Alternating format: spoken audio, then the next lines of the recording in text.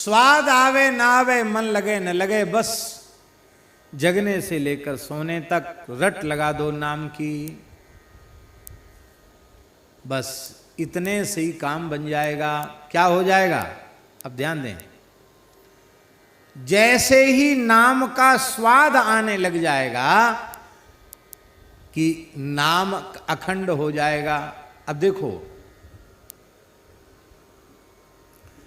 वैखरी से नाम जपते जपते, रटते रटते, जपते जपते, अधिक संख्या में लगातार जपेंगे तो जपते जपते फिर ये मध्यमा वाक जागृत हो जाएगी। जो कंठ कुबर में स्थित वाणी है, मध्यमा वाणी जागृत हो जाएगी,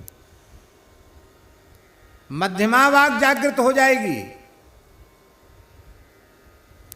और फिर जब मध्यमा से नाम जप होने लग जाएगा तो भाव समाधि में, प्रेम समाधि में, पश्यंती में नाम जप होने लग जाएगा।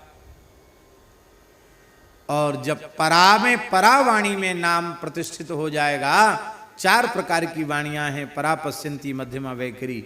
वैखरी से नाम लेते ही और फिर क्रमशः मध्यमा, पश्यंती और परा तक नाम पहुंच जाएगा। और जब परा तक नाम पहुंच जाएगा तो महाराज जी रोम रोम से करोड़ों करोड़ों नाम एक साथ प्रकट होने लग जाएंगे। और फिर चाहे सोते रहो, जगते रहो, खाते रहो, पीते रहो, किसी भी अवस्था में शरीर रहे, आधे क्षण के लिए भी नाम रुकेगा नहीं, नाम का विराम नहीं होगा। यह है निरंतर भगवान की स्मृति, यह है भक्ति योग। तो भक्ति योग की जो परिभाषा हमारे आचार्यों ने दी है, तैल धारावत अखंड अविच्छिन्न भाव से भगवान नाम रूप गुण लीला की अखंड स्मृति, इसका नाम भक्ति है। अब भक्ति, राम नाम से भक्ति योग अपने आप आ गया कि नहीं? पहले तो पात्रता नहीं थी, पर केवल जिह्वा से राम राम किया तो धीरे धीरे राम नाम महाराज की कृपा से भक्ति योग हमें प्राप्त हो गया। फिर सब समझ में आ गया, आत्मा अनात्मा का विवेक हो गया, शरीर संसार से पूर्ण वैराग्य हो गया। और जब वैराग्य हो गया तो वृत्ति की चंचलता समाप्त हो गई, वृत्ति पूरी तरह अंतर्मुख हो गई, आत्मानुसंधान हो गया, आत्म साक्षात्कार हो गया, स्वरूप में अवस्थिति हो गई, आत्मै वेदम सर्वम, इस भाव में हम पहुंच गए, शरीर संसार का ध्यास मिट गया। तो केवल राम नाम से भक्ति योग की सिद्धि हो गई, न चाहते हुए भी, और न चाहते हुए भी राम नाम से ज्ञान योग की सिद्धि हो गई। और भैया राम नाम जीवन में प्रतिष्ठित है तो वर्ण धर्म, आश्रम धर्म सब अपने आप आ जाएंगे भीतर। क्योंकि हनुमान नाटक में हनुमान जी कहते बीजम धर्मद्रुमस्य, निष्काम कर्मयोग की सिद्धि भी हो गई। और राम राम नहीं किया तो न ज्ञान योग सिद्ध होगा, न भक्ति योग सिद्ध होगा, न कर्मयोग सिद्ध होगा। इसलिए गोस्वामी जी ने कहा, एक ही साधन सब रिद्धि सिद्धि साधि रे, ग्रसे कलि रोग जोग संयम समाधि रे। कलिकाल रूपी रोग ने सारे साधनों को ग्रस लिया है। इसलिए भलो जो है पोच जो है, दाहिनो जो बाम रे, राम नाम ही सो अंत सब ही को काम रे, राम नाम ही सो अंत सब ही को काम रे। हमारे महाराज जी के परम श्रद्धेय और प्रिय मित्र श्री हरे राम बाबा जी, उनके जीवन की एक घटना है। वो जयपुर में थे, एक बगीची में थे। महात्मा बड़े विलक्षण ही थे। वो गर्मी का समय था, कोई आता तो बाबा कहते, बाबा सेवा, बच्चा एक तोतले बोलते थे, एक मट्टा ले आ, मट्टा, मटका, एक मट्टा ले आ, पानी भरा हुआ मटका ले आ। तो हर व्यक्ति से वो पानी भरा हुआ मटका मंगाते। तो हम कम समझते हैं, कम 40-50 पानी भरे मटके। उस समय पानी भी उतना ज़्यादा सुलभ नहीं था। और उन सब मटकों के बीच में ही अपना टाट बिछा के आसन लगा के रखते चारों ओर मटका और बीच में उनका अपना आसन, और अपने चाहे नहाना हो चाहे कुल्ला करना हो सब उसी मटके के ठंडे पानी से बढ़िया। और कोई आ जाए प्यासा तो उसमें से पानी भी पिला देते थे। तो एक महात्मा आते थे ब्रह्मचारी जी, तो वो उधर से निकलते तो गर्मी तो थी, थोड़ी देर वहाँ बाबा के पास बैठ जाते और बाबा जल पिएंगे तो बाबा उनको ठंडा बढ़िया मटका का जल पिलाते। गर्मी का समय था। पता नहीं क्या हुआ, एक दिन उनको ब्रह्मचारी जी को मन में कोई ऐसी बात आई और उन्होंने कहा, बाबा एक बात हम आपसे पूछें, बुरा तो नहीं मानोगे? नहीं नहीं ब्रह्मचारी जी क्यों बुरा मानेंगे, पूछो। बोले हम अब पानी तो आपके यहाँ बहुत दिन से पी रहे हैं, पूछ नहीं पाए आपसे, आप किस जाति के हो?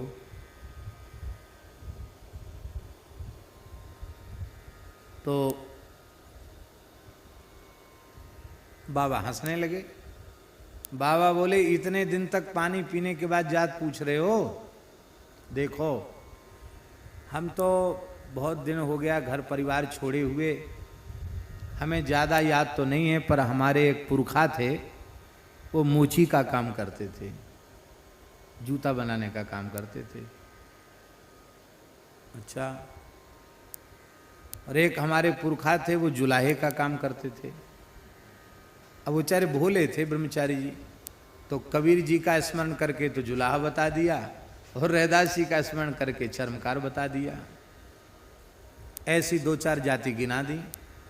अरे बोले महाराज एक जात तो बताओ, तुमने तो सब जात अपने में ही बता दी। तो बाबा हंसने लगे, बोले हम तो आपको बता दिया, आपने पूछा हमने बता दिया, अब हिसाब किताब आप जोड़ लो।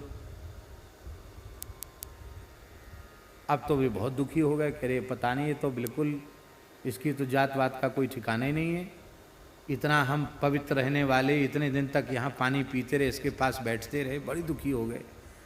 तो एक भूरामल शर्मा जी थे, वो उनके शिष्य थे बाबा के, उनके पास गए। बोले पंडित जी अरे कम से कम ब्राह्मण हो, गुरु करे जान पानी पिए छान, कैसे आदमी को गुरु बना लिया? वो महात्मा तो हमने पूछा क्या जाति है, तो कहते हमारे पुरखा मोची का काम करते थे, जूता बनाने का काम, ऐसे को आपने गुरु बना लिया? तो वो समझते थे बाबा को। बोले अब महाराज आपको क्या तकलीफ हो रही है, अब हम तो बना ही लिया गुरु, जो बदल तो सकते नहीं उनको, पर एक मेरी प्रार्थना है। क्या? बोले उनसे ये जरूर पूछ के आओ कि जो आपके पुरखा मोची का काम करते थे उनका नाम क्या है, ये पूछ के आओ उनसे। तो ब्रह्मचारी जी बेचारे दुखी तो थे ही, वो फिर गए। बाबा बोले अब तो पानी वानी नहीं है हमारे यहाँ, इतने दिन पानी पिलाया फिर हम हमारी जात पूछता है, पानी तो नहीं? बोले नहीं बाबा एक बात हम पूछने आए, दुखी तो हम बहुत हो गए, एक बात पूछने का। क्या बात? बोले आपके पुरखा जो मोची का काम करते थे उनका नाम बता दीजिए आप। बाबा बोले तू अपनी बुद्धि से नहीं आया, किसी ने भेजा है तुझे? कहा बाबा कुछ भी समझो, आप नाम बताओ, आपके पुरखा का नाम क्या? तो बाबा बोले रैदास जी महाराज। तब वो समझ गए कि रामानंद संप्रदाय की परंपरा के साधु हैं, रैदास जी की याद करके बोल रहे हैं। बोलो भक्तवत्सल भगवान की जय। भलो जो है, आप चाहे जितने बड़े आचारी विचारी भले से भले बने रहें, बाबा ने कहा ब्रह्मचारी जी ये जो कुछ आप करते हो सब बिल्कुल ठीक है, करना ही चाहिए, लेकिन कल्याण तो राम नाम जपने से होगा, इसलिए सब करो पर अनन्य भाव से चलते फिरते राम नाम का जप करो, क्योंकि भलो जो है पोच जो है, भले से भला हो, खूब धर्मनिष्ठ हो, खूब आचार विचार वाला हो, लेकिन राम राम नहीं करता है तो कल्याण में संदेह ही बना रहेगा। पोच जो है, पोच माने सबसे अधिक नीच व्यक्ति, निम्न से नीच, नीच से नीच है, बुरा से बुरा है,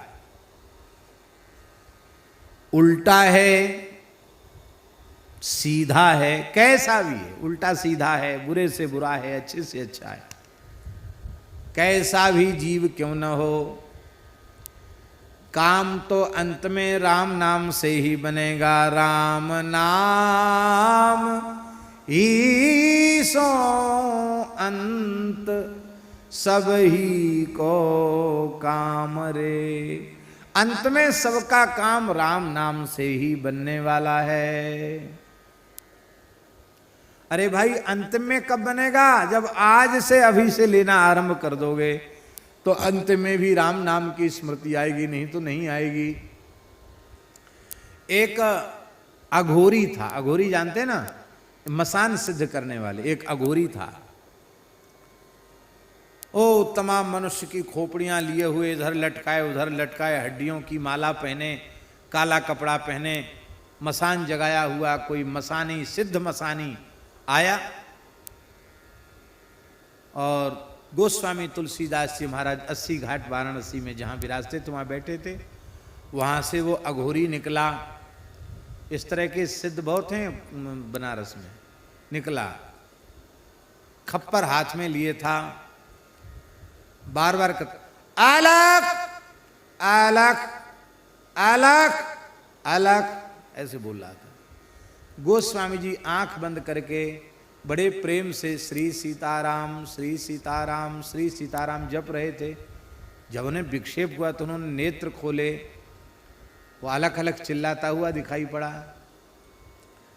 गोस्वामी जी का हृदय करुणा से भर आया और श्री गोस्वामी जी ने कहा, बड़ा प्यारा दोहा है गोस्वामी जी का, हम लख हम ही हमार लख, हम लख हम ही हमार लख, हम हमार के बीच तुलसी अलख ही कालख है, राम नाम जप नीच। तुलसी अलख ही कालख है, राम नाम जप नीच। महाराज जी एक नाम जापक संत की वाणी श्रवण करते ही उस तामसी अघोरी के जीवन में इतना बड़ा परिवर्तन आया। सारे महाराज कपड़ा लत्ता हड्डी फड्डी सब उठा के गंगा जी में पटक दी और राम नाम जपते जपते सिद्ध हो गया। तो भलो जो है पूछ जो है, दाहिनो जो बामरे। एक अघोरी था, बड़ा सिद्ध था महाराज। उसने कब्जा कर रखा था एक बगीचे पर। एक सेठ का बगीचा था, आम का बगीचा, गाजीपुर क्षेत्र की बात है, कहीं बनारस के आसपास। बहुत सिद्ध था, तमाम चमत्कार उस अघोरी में थे।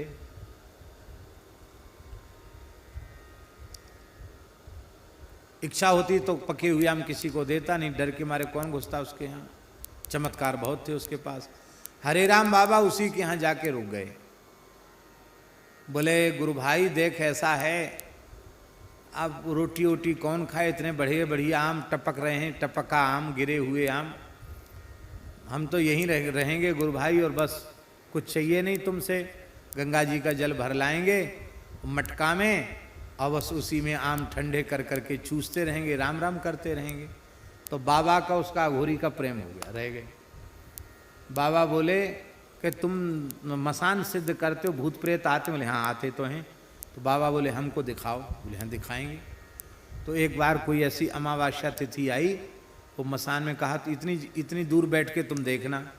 बाबा कहते मैंने अपनी आंखों से देखा।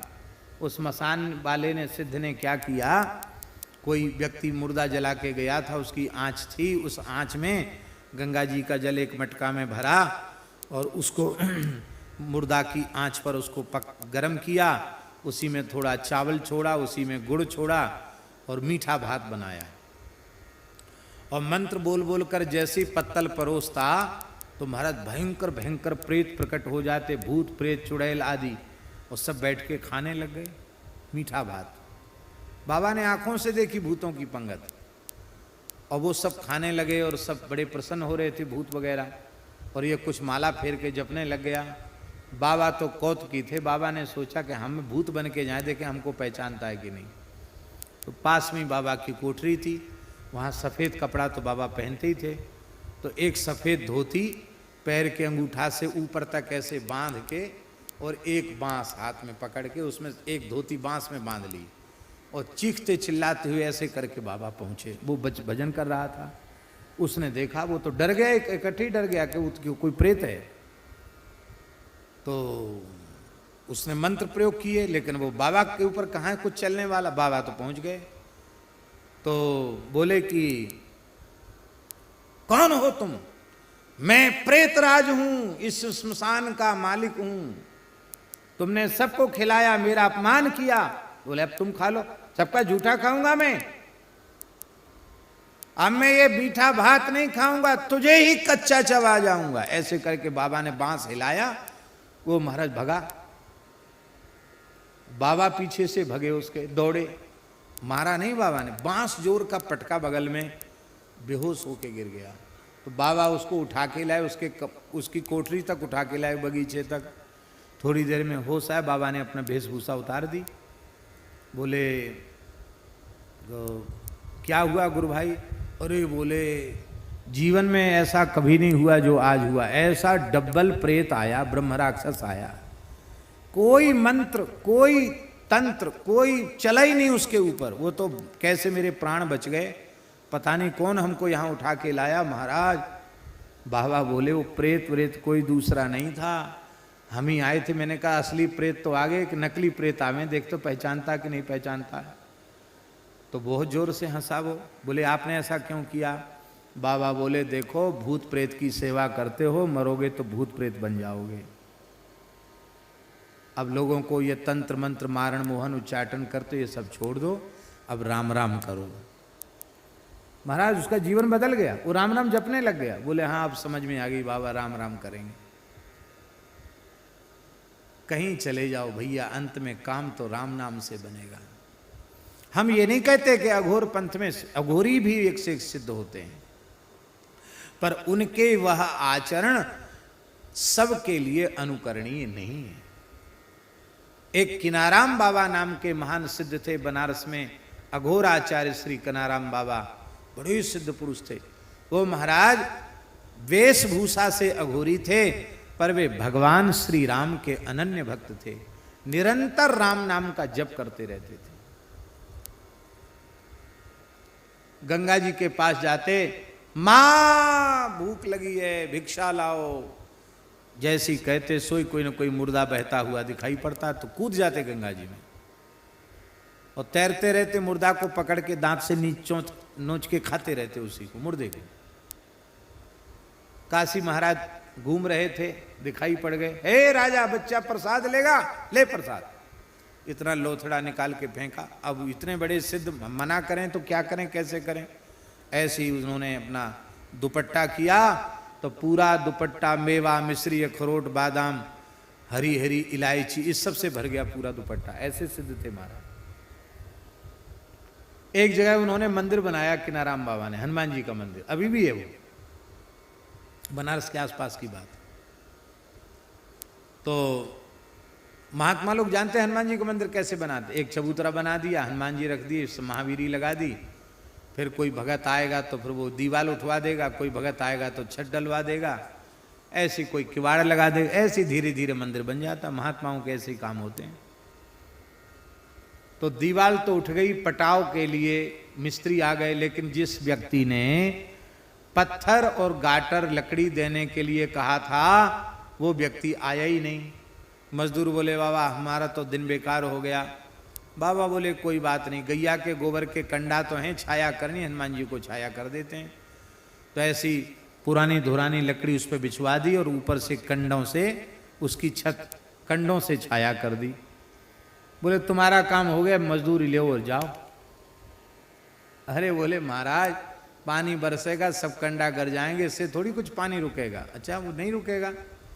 बाबा उठ के आए धूना से, कंडा की छत देखी, बड़े हंसे, बोले जा बाबा राम नाम की महिमा से पक्का हो जा। जैसे ही का राम नाम की महिमा से पक्का हो जा, महाराज कंडे की छत पक्की छत बन गई। आज भी वो पक्की छत वाला मंदिर है, लेंटर बन गया महाराज, उस जमाने की बात। पर वे किनाराम बाबा भी यही बात कहते थे कि हमारी और किसी बात को मत देखो, केवल इतना समझो कि यदि कल्याण चाहते हो तो राम राम करो।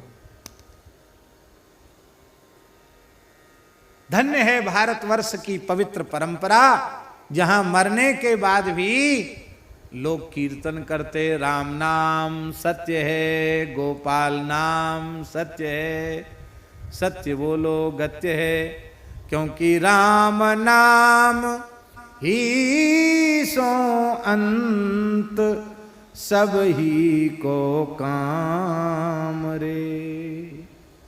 अंत में काम तो राम नाम ही आएगा। जग नभ बाटिका रही है फल फूली रे।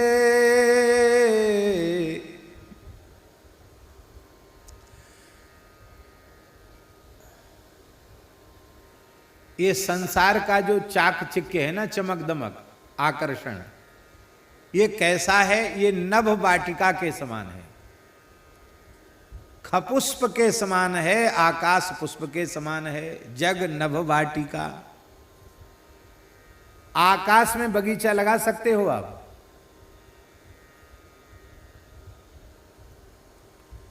बेला, चमेली, जूही, तुलसी, ये सब आकाश में लगा सकते हो आप? फूल खिला सकते हो? नहीं खिला सकते। क्यों?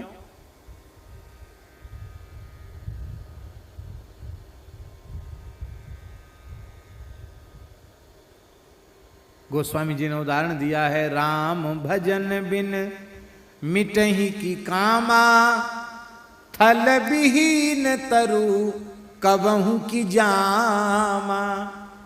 जब तक थल नहीं होगा, स्थल नहीं होगा, भूमि नहीं होगी, मिट्टी नहीं होगी, तो आप बगीचा कैसे लगाएंगे? बगीचा बिना मिट्टी के नहीं लग सकता। जैसे आकाश का बगीचा केवल कोरी कल्पना मात्र है, ऐसे ही जगत का यह चाकचिक्य कोरी कल्पना मात्र है, कुछ नहीं है। ये कैसा है जो फलता फूलता संसार? ये कैसा है? धुआं कैसे धोर हर देखी तू ना भूल रे। गीला और इधर उधर का कचड़ा वचड़ा सब इकट्ठा करके और आग लगाई जाती है। देखा होगा आपने, दीपावली में पहले लोग गांव में सब सफाई करते थे तो एक जगह कचरा का ढेर करके फिर उसमें आग लगा देते। तो जब आग लगाई जाए तो धुआं, जब धुआं के गुब्बारे ऊपर आकाश में उठते हैं तो उसमें आकृति जैसी बन जाती है धुआं की। बीच का धुआं खाली हो गया, इधर उधर का हो गया तो दीवार बन गई, ऐसे धुआं चला गया तो वो शिखर बन गया। तो उसमें आप देखेंगे तो महल मकान भी दिखाई पड़ेंगे, कई बार उसमें कोई पुरुष की आकृति भी दिखाई पड़ जाएगी। ज़्यादा कचरा जहाँ जल रहा, धुआं के गुब्बारे ऊपर उठ रहे हैं, तो धुआं के महल, उनका अस्तित्व क्या है? धुआं के भवन और धुआं से ही निर्मित स्त्री पुरुषों की आकृति, वे क्या वास्तविक में सत्य हैं? वे सत्य नहीं हैं, केवल प्रतीति वैसी हो रही है। ऐसे ही संसार है। धुआं कैसे धोर हर देखी तू ना भूली रे। अंतिम बात गोस्वामी जी कह रहे हैं, राम नाम छाड़ी जो भरोसो करे और रे। तुलसी परोसो त्यागी मांगे कूर कौर रे। तुलसी परोसो त्यागी मांगे कूर कौर रे। श्री राम नाम को छोड़कर दूसरे का आश्रय लेता है, दूसरे का भरोसा करता है, वह ऐसा मूर्ख है जैसे किसी व्यक्ति के सामने बड़ी जोर की भूख लगी है, अब उसके सामने किसी ने बहुत प्रेम से, बड़े भाव से, आदर से बढ़िया सुंदर स्वर्ण में सिंहासन बिछा दिया, सोने की चौकी रख दी और इतने बड़ा थाल रख दिया, तरह तरह के कटोरों में भक्ष्य भोज जिल्लही चुस्त विविध प्रकार के व्यंजन परोस दिए और बड़ी विनम्रता से हाथ जोड़कर कहा, महाराज इसको जीमो, खूब पाओ। और बड़े प्रेम से और अधिक तृप्त होकर जिमाने के लिए तैयार खड़ा है। भूख तो आपको लगी थी, लेकिन आप बिना किसी कारण के परोसा हुआ स्वर्णमय 56 भोग 36 व्यंजन का थाल छोड़कर चले गए। कहाँ चले गए? तुलसी परोसो त्यागी, सामने परोसा हुआ छोड़ करके मांगे कूर कौर रे। कौर माने ग्रास। एक एक टुकड़े के लिए कुत्ते के जैसे पूंछ हिला करके, पेट दिखा करके एक एक टुकड़ा मांग रहे हो। इसका मतलब है राम नाम का स्वाद लेना, ये तो परोसी हुई थाली का भोजन करना है। और राम नाम को छोड़कर अन्य अन्य साधन का आश्रय लेना, ये कुत्ते के समान टुकड़े खा खा करके, डंडा खा खा के टुकड़ा खाना और उनसे पेट भरने की कोशिश करने के जैसा है। गोस्वामी जी ने कहा है, राम नाम की महिमा मेरे जीवन से देख लो। चाटत रहो, इसी विनय पत्रिका में, स्वान पातर ज्यों कबहु न पेट भरो, सोहों चाखत नाम सुधारस, पेखत पर सुधरो, भरोसो जाहि दूसरो सो करो, मोको तो राम को नाम काम तरु, कलि कल्याण फरो, भरोसो जाहि दूसरो सो करो। गोस्वामी जी ने कहा, जब हम राम नाम से विमुख थे तो हमारी दशा ये थी कि चाटत रहो स्वान पातर ज्यों। कुत्ता भूख के मारे, जहाँ भोज भंडारा होता वहाँ पत्तल, जूठी पत्तल डाल दी जाती, उन पत्तलों को चाटता है कुत्ता, लेकिन पेट नहीं भरता। गोस्वामी जी के कहने का आशय ऐसा भी, बचपन में जब हम अनाथ अवस्था में भटक रहे थे, हमारा कभी पेट नहीं भरा। एक जगह तो गोस्वामी जी ने लिखा है, मानत हो 4 फल 4 ही चणक को। 4 चना कोई मेरी हथेली पर रख देता था तो मैं समझता था कि धर्म अर्थ काम मोक्ष चारों पुरुषार्थ मुझे मिल गए। एक दशा तो वो थी जब हम राम राम नहीं करते थे, अनाथ के जैसे भटकते थे बचपन में। माँ मर गई, पिताजी मर गए, चुनिया दासी अपने मायके लेके गई थी, वो भी मर गई। फिर कुछ वर्ष तक तो गोस्वामी जी ऐसे ही अनाथ बालक की तरह भटके और लोगों में ये प्रसिद्धि हो गई कि बालक बड़ा अशुभ है, ये जहां पैदा हुआ था वो सब भी खत्म हो गए, गांव भी उजड़ गया, भैया इसकी छाया से बचो, ये हालत थी। एक दिन तो वो था। और अब सोहो चाखत नाम सुधारस, पेखत पर सुधरो। अब राम नाम रूपी सुधा का रस हम चख रहे हैं। तो आज अवस्था ये है कि बड़े बड़े राजा महाराजा लोग व्यंजन परोस के तैयार खड़े हैं, लेकिन पेखत उसको खाने की इच्छा नहीं होती। राम नाम में इतना स्वाद आने लग गया है कि इन खट्टे मीठे चटपटे व्यंजनों को देखने की भी इच्छा अब होती नहीं है।